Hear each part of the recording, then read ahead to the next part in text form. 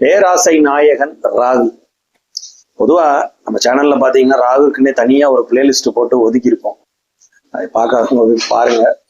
ராகு பிரம்மாண்டம், பேராசை, போதுங்கிற எண்ணமே வராத ஒரு கிரகம்.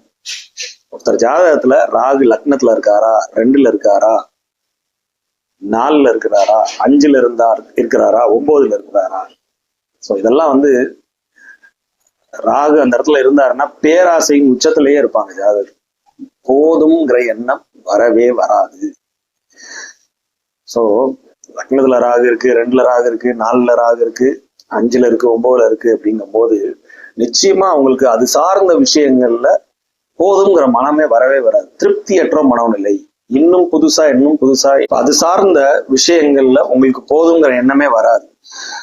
சோ உங்கள் ஜாதகத்துல ராகு அதிகப்படியான வலுவுல இருக்கிறாரா, உங்க லக்னம் லக்னாதிபதியோட தொடர்புல இருக்கிறாரா, இல்ல திரிகோணம் 1, 5, 9, 2, 4 இங்கெல்லாம் இருக்கிறாருன்னா நீங்க மிகவும் உங்களுடைய மனதை கிடைப்பதை வைத்து திருப்தி அடைய பழகிக்கணும். இல்லைன்னா பேராசையை தூண்டி விட்டு அது மூலமா துன்பத்தை அனுபவிக்கக்கூடிய விதியை கொடுத்துடுவார். சரிங்களா?